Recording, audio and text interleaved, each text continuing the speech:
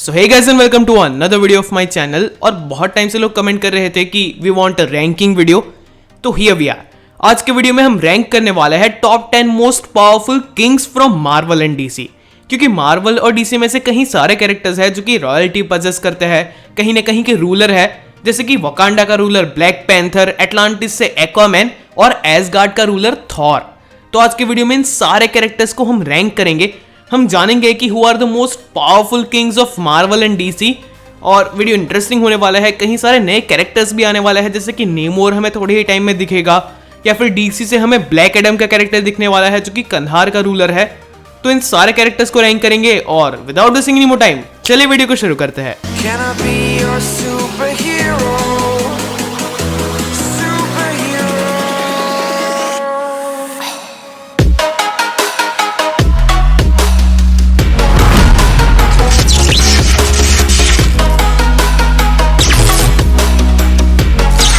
Number 10 princess of Themyscira Wonder woman.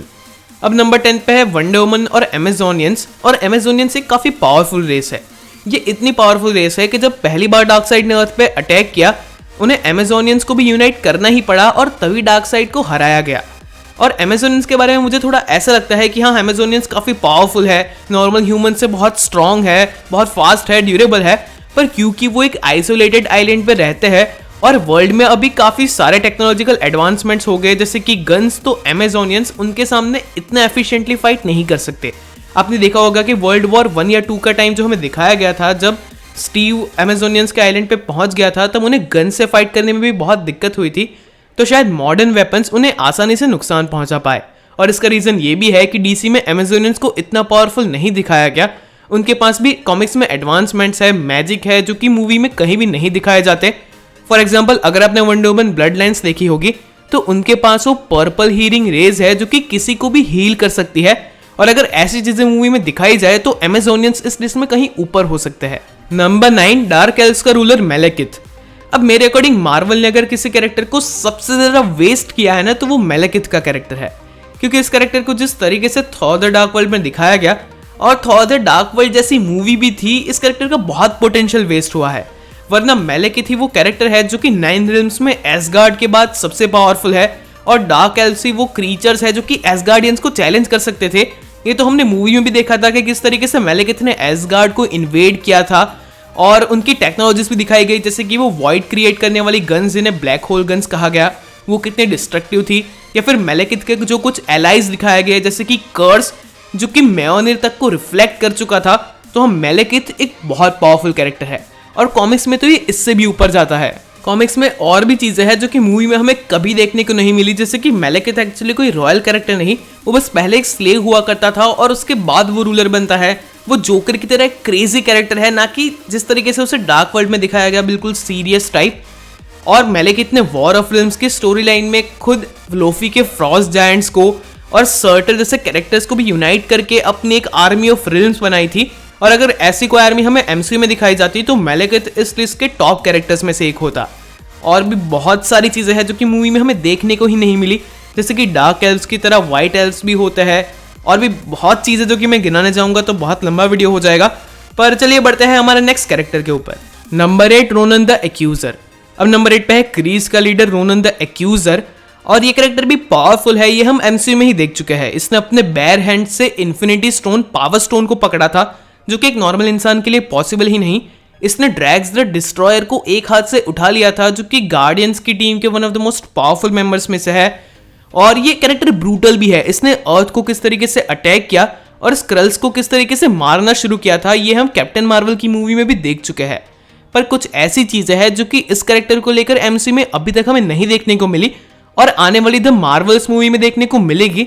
जैसे कि इस कैरेक्टर का ये ट्रांसफॉर्मेशन कैसे हुआ। कॉमिक्स में क्री बहुत ही एडवांस्ड है, बहुत ही पावरफुल है। और इन क्रीज की एक अच्छी खासी स्टोरी भी रही है, जो कि मूवीज में अभी हम देखेंगे। फॉर एग्जाम्पल, अगर मैं एनहाइलेशन स्टोरी की बात करूं तो वहां पे क्री का जो सुप्रीम इंटेलिजेंस था, वो रोनन द एक्यूजर का साथ नहीं देता एनहाइलेस को हराने में। और इसीलिए रोनन उस सुप्रीम इंटेलिजेंस को ही डिस्ट्रॉय कर देता है और खुद क्री को लीड करने लगता है। तो शायद ऐसा ही कुछ हो सकता है मूवी में, जिसकी वजह से रोनन रिबेल बन गया हो और उसने फिर अपने आप को ही क्री का लीडर घोषित कर दिया और फिर उसने नोवा का प्लेनेट को भी अटैक किया, ऐसी इंटरेस्टिंग स्टोरी लाइन इस कैरेक्टर के साथ हम फ्यूचर में जरूर देखने वाले हैं।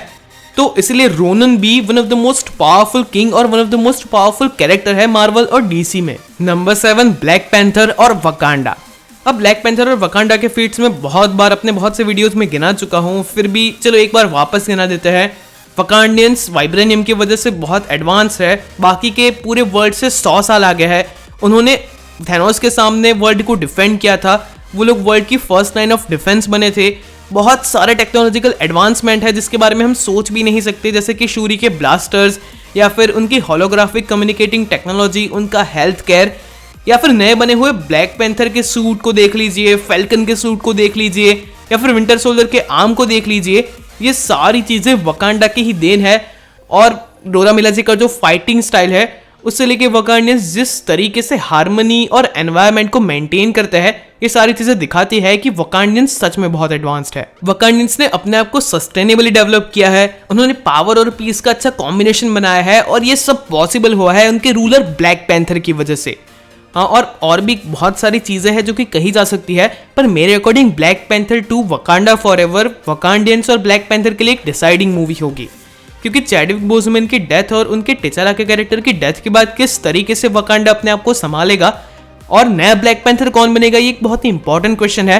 मैंने रिसेंटली इसे अपने चैनल के वीडियो पे डिस्कस किया है, तो प्लीज चैनल पेज पे जाना और इस वीडियो को जरूर देखना, वीडियो सुपर इन्फॉर्मेटिव है। नंबर 6 पे मैंने दो कैरेक्टर्स को कंबाइनली रखा है, जो कि है एक्वामैन और नेमोर, क्योंकि इन दोनों कैरेक्टर्स के फीट्स और पावर्स सिमिलर है। अगर मैं बात करूं एक्वामैन की, तो एक्वामैन डीसी के एटलांटिस का रूलर है, वो पूरे ओशन को रूल करता है, वो ओशन मास्टर है, उसके पास ट्रेंच की आर्मी है, अपना कैराथेन का मॉन्स्टर है, एटलांटिन आर्मी है, और अगर किंग आर्थर यानी कि एक्वामैन चाहे तो पूरे वर्ल्ड को भी कॉन्कर कर सकता है, जो कि वो फ्लैश पॉइंट की स्टोरी लाइन में कर भी चुका है। अगर मैं बात करूं नेमोर की, तो नेमोर का कैरेक्टर भी बहुत इक्वली पावरफुल है, और लोगों को ऐसा लगता होगा कि वो एक्वामैन की कॉपी है, बट फैक्ट इज दैट कि मार्वल ने नेमोर को कॉमिक्स में पहले क्रिएट किया था, और उसके कुछ साल बाद डीसी ने उसी से इंस्पायर या फिर कहो को इससे कॉपी करके एक्वामैन को क्रिएट किया। ये कहने का पॉइंट एक्वामैन को नीचे दिखाने का नहीं, बस इतना ही है कि नेमोर के कैरेक्टर को भी हमें इक्वली रिस्पेक्ट के साथ ट्रीट करना होगा। ये कैरेक्टर भी एटलांटिस का रूलर है और बहुत बैडेस्ट कैरेक्टर है। ये एक गॉड के सिर को एज अ हेलमेट पहनता है। ट्रेलर में दिखाया गया कि उसने मेगलाडॉन यानी कि एंशिएंट शार्क के जबड़ों से अपना थ्रोन बनाया था। इसके पैर पे विंग्स है जो कि उसे उड़ने की एबिलिटी देते हैं। शायद मूवीज में वो एक्वाटिक लाइफ से कम्युनिकेट भी कर पाए। तो ये कैरेक्टर भी बहुत सुपरली ऑसम होने वाला है, और नेमोर को लेकर एक डिटेल्ड ओरिजिन वीडियो जल्दी ही चैनल पे आएगा, तो चैनल को सब्सक्राइब और नोटिफिकेशन को ऑन कर लेना। Number 5 black Adam. अब ब्लैक एडम एंशिएंट टाइम में कन्हाक नाम की एक जगह पे नॉर्मल इंसान हुआ करता था। वो एक स्लेव की तरह वहां पे काम करता था, और कुछ बुरे लोग कन्हाक पे रूल करते थे, जो कि लोगों के ऊपर अत्याचार करते थे, उन्हें मारते थे। पर शज़ाम वाले ही विजर्ड के पास से 5 इजिप्शियन गॉड की पावर्स मिलने के बाद ब्लैक एडम ने उन सबको मार दिया और खुद कन्हाक का रूलर बना। और ये इतना पावरफुल किंग था, ब्लैक एडम इतना पावरफुल कैरेक्टर भी है कि वो एक ही झटके में सिटीज को डिस्ट्रॉय कर देता है। और अपने किंग होने के दौरान उसने पावरफुल एलाइज भी बनाए, जैसे कि हॉकमैन और नाबू। अब नाबू के बारे में अगर आपको नहीं पता, तो नाबू वही गॉड है जिसने डॉक्टर फेट को क्रिएट किया। तो हाँ, ब्लैक एडम इतना पावरफुल है। पर आखिर में ब्लैक एडम को उसी जगह पे कैद कर लिया जाता है। पर बहुत सालों बाद मॉडर्न टाइम में आर्कियोलॉजिस्ट कुछ चीजों के दौरान उसे वहां से रिलीज कर देते हैं, और उसके बाद हमारी आने वाली ब्लैक एडम मूवी की स्टोरी शुरू होगी। तो शायद हमें ब्लैक एडम का किंग वाला फॉर्म ना दिखाया जाए, पर हाँ, वो बहुत कूल होगा। नंबर 4 ब्लैक बोल्ट और इनह्यूमन। अब मैं आपको रियली रिक्वेस्ट करूंगा कि जिस तरीके से मल्टीवर्स ऑफ मैडनेस में ब्लैक बोल्ट को दिखाया गया है ना, उसके ऊपर से उसे बिल्कुल भी जज मत करना, क्योंकि ब्लैक बोल्ट और इनह्यूमन मार्वल के यूनिवर्स के बहुत ही पावरफुल सेट ऑफ कैरेक्टर्स है। ये इतने पावरफुल है कि इनह्यूमन साथ में मिलकर एक्समैन की पूरी टीम या फिर अवेंजर्स की पूरी टीम का भी सामना कर लेंगे। ब्लैक बोल्ट को आपने मूवी में देखा होगा कि उसने एक वर्ड बोल के डॉक्टर स्ट्रेंज को मार दिया। हालांकि इस चीज के बाद में मजाक बनाया गया कि वो वांडा को भी एक वर्ड बोल के मार देगा, बट वांडा ने उसका मुंह सील कर दिया। ऐसा हो ही नहीं सकता। ब्लैक बोल्ट इतना पावरफुल कैरेक्टर है कि वो सिर्फ बोल के ही पूरे के पूरे प्लेनेट को हिला या फिर डिस्ट्रॉय कर सकता है। और भी पावरफुल से पावरफुल इनह्यूमंस है, जैसे कि मेंडियूसा, कारनाग, गॉर्गॉन, या फिर मिस मार्वल भी कॉमिक्स में इनह्यूमन रह चुकी है, लॉकजो। तो ये सारे कैरेक्टर्स बहुत पावरफुल है। इनह्यूमंस का जो सिटी है एटिलान, जो कि सीक्रेटली मून पे होता है, वो भी बहुत ही एडवांस सिटी माना जाता है, वकांडा से भी ज्यादा एडवांस्ड। अब आपको ये जानना होगा कि एक्चुअली इनह्यूमंस का ओरिजिन क्या है। तो क्रीज बहुत टाइम पहले अर्थ पे आता है और वो कुछ ह्यूमंस के ऊपर एक्सपेरिमेंट करते हैं ताकि उन्हें काफी पावरफुल वॉरियर बना सके। उन्हें ऐसा लगता है कि एक्सपेरिमेंट इतने सक्सेसफुल नहीं हुए, जो भी हो आखिरकार इनह्यूमंस क्रीज से फ्री हो जाता है और काफी पावरफुल होने की वजह से वो छुप के रहते हैं, अपने सीक्रेट सिटीज बनाते हैं और फिर तो वो क्रीज को भी हरा चुके हैं। तो इन चीजों पे से आप सोच लो कि इनह्यूमंस एक तरीके से बहुत ही powerful race of super heroes है जो कि सीक्रेटली रहती आई है। और हमें इल्यूमिनाटी के यूनिवर्स में तो ब्लैक बोल्ट को दिखाया गया, क्या पता वो मार्वल के मेन यूनिवर्स में भी एग्जिस्ट करते हो और फ्यूचर में हमें देखने को मिले। नंबर 3, थॉर और एसगार्ड। अब यहाँ पे मैंने एसगार्ड को नंबर 3 पे रखा है क्योंकि एसगार्ड का जो करंट स्टेट है जहाँ पे थॉर किंग ऑफ एसगार्ड है पर वेल्क्री एसगार्ड को संभाल रही है और एसगार्ड के पास बस अपने कुछ ही वॉरियर्स बचे हैं, जैसे कि लेडी सिफ जो कि हाल ही में वापस एसगार्ड में रिटर्न कर चुकी है। तो इस स्टेट में एसगार्ड पावरफुल नहीं है। हाँ, अगर आप एसगार्ड के गोल्डन टाइम को लोगे जहाँ पे ओडिन एसगार्ड पे रूल करते थे और हेला एसगार्ड में थी और उसके अलावा एसगार्ड के सारे वॉरियर्स को भी कंसिडर करोगे जैसे कि वॉरियर्स 3, लेडी सिफ, लोकी, थॉर, तो इन सारे कैरेक्टर्स और पुराने ओल्ड एसगार्ड की आर्मी को लेकर एसगार्ड इस लिस्ट में नंबर 1 पे हो सकता था। पर क्योंकि एसगार्ड अब अपनी ग्लोरी खो चुका है तो इस लिस्ट में एसगार्ड नंबर 3 पे है। हाँ, आई नो कि थॉर अब बहुत पावरफुल हो चुका है, उसने एक ही बार में ज़ीउस को मारा था और वो अपनी पावर्स भी शेयर कर चुका है, तो शायद वो एसगार्डियन वॉरियर्स के साथ भी अपनी पावर शेयर करे और एसगार्ड और पावरफुल होकर फाइट कर सकता है। बट फिलहाल मेरे हिसाब से सिर्फ थॉर के पावरफुल होने से एसगार्ड इतना पावरफुल नहीं हो जाता कि वो लिस्ट में टॉप पे हो। नंबर 2, ज़ीउस और उसका ओमनीपोटेंट सिटी। तो नंबर 2 पे है ज़ीउस और उसके सारे ग्रीक गॉड्स, और ना सिर्फ ग्रीक गॉड्स, सारे माइथोलॉजी के गॉड्स, चाइनीज गॉड्स से लेके कॉर्क के प्लेनेट के गॉड्स और सारे गॉड सिर्फ ओमनीपोटेंट सिटी को ही ओबे करते हैं। और अभी तो हमने बहुत से पावरफुल ग्रीक गॉड्स को नहीं देखा, उसकी बात बाद में करते हैं। पर यहाँ पे मेरा ऐसा मानना है कि आज तक हमने ऐसा कभी भी नहीं देखा एमसीयू में कि कोई एसगार्ड से ओमनीपोटेंट सिटी जाता हो एसगार्ड को रिप्रेजेंट करने के लिए, या फिर ओमनीपोटेंट सिटी को वो लोग ओबे करते हो। तो मेरा ऐसा मानना है कि जब ज़ीउस अपने पीक पे था और ओडिन भी अपने पीक पे थे, तब इन दोनों के बीच में एक कंपटीशन था और एसगार्ड ओमनीपोटेंट सिटी के रूल के अंडर नहीं आता था। पर सारे गॉड्स यानी कि ओडिन की डेथ के बाद और एसगार्ड के डिस्ट्रॉय होने के बाद सारे गॉड्स जब ओमनीपोटेंट सिटी को ही ओबे करते हैं और ओमनीपोटेंट सिटी ही मार्वल की सबसे पावरफुल जगह है रूल करने के लिए। और अभी तो हमने पोस्ट क्रेडिट सीन में सिर्फ हरक्यूलिस को देखा है। अगर सारे ग्रीक गॉड्स को मिला लिया जाए जिसमें एरीज से लेके एक से बढ़कर एक चैंपियंस है, और ज़ीउस का भी थॉर लव एंड थंडर में तो मजाक ही बना दिया गया, पर ओमनीपोटेंट सिटी के गॉड्स को हराना बहुत मुश्किल होगा। क्योंकि एक चीज ऐसी भी है ग्रीक गॉड्स में कि सिर्फ एक ग्रीक गॉड ही दूसरे ग्रीक गॉड को मार सकता है, तो उन्हें मारना इम्पॉसिबल है। ज़ीउस भी अभी तक जिंदा है। और अगेन अगर मैं हरक्यूलिस से लेके एरीज और उन सारे गॉड्स को मिला लूँ, हेड्स या फिर पोसाइडन, अगर उन्हें भी एमसीयू में दिखा दिया जाए, तो omnipotent city is the most powerful thing. Number 1, dark side और अपोकलिप्स। अब डीसी के डार्क साइड और अपोकलिप्स और उसकी पैराडीमंस की आर्मी को बिल्कुल भी अंडर एस्टिमेट नहीं करना चाहिए, क्योंकि डार्क साइड का ओरिजिन भी गॉड की तरह है। उसने गॉड्स को मारा, उन गॉड्स की पावर को अपने अंदर लिया और खुद बन गया न्यू गॉड।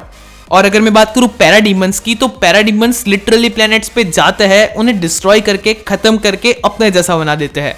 पैराडीमंस की आर्मी को डीसी की one of the most powerful army कहा जाता है। और अगर आपने जस्टिस लीग अपोकलिप्स वॉर देखी होगी तो आपको डूम्सडे वाले पैराडीमंस याद होंगे, जिनका सामना करना जस्टिस लीग के लिए भी पॉसिबल नहीं हो पाया था। और भी बहुत सारी चीजें हैं, जैसे कि अपोकलिप्स में जो एलिमेंट एक्स एनथ एलिमेंट मिलता है वो बहुत पावरफुल है, मदर बॉक्सेस भी वहीं पे बने हैं।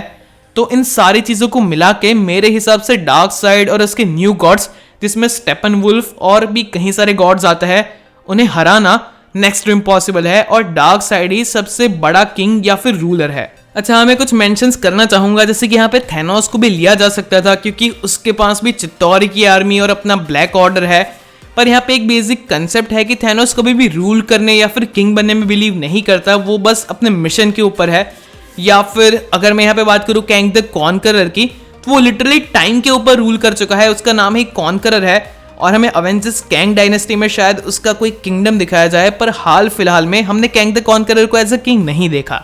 उसके अलावा मैं बात कर सकता हूँ किंग ऑफ हेल लूसीफर की, जो कि सीरीज में हमें दिख चुका है, पर उसका भी किंगडम हमें अच्छे से नहीं दिखाया गया। Same goes with X Men franchise Apocalypse, जो कि सबसे एंशिएंट रूलर था इजिप्ट का, और उसने ही म्यूटेंट्स की शुरुआत की थी, पर अगेन उसको भी एज अ किंग हमने अच्छे से नहीं देखा, तो इसलिए इन कैरेक्टर्स को लिस्ट में नहीं लिया गया है। By the way that is it for today guys, video यहीं पे खत्म होता है। आई होप कि आपको ये रैंकिंग अच्छी लगी होगी। अगर वीडियो अच्छा लगा तो इसे लाइक कर देना, शेयर कर देना। अगर चैनल पे नए हो तो चैनल को सब्सक्राइब करना मत भूलना, और मिलते हैं हमारे अगले वीडियो में।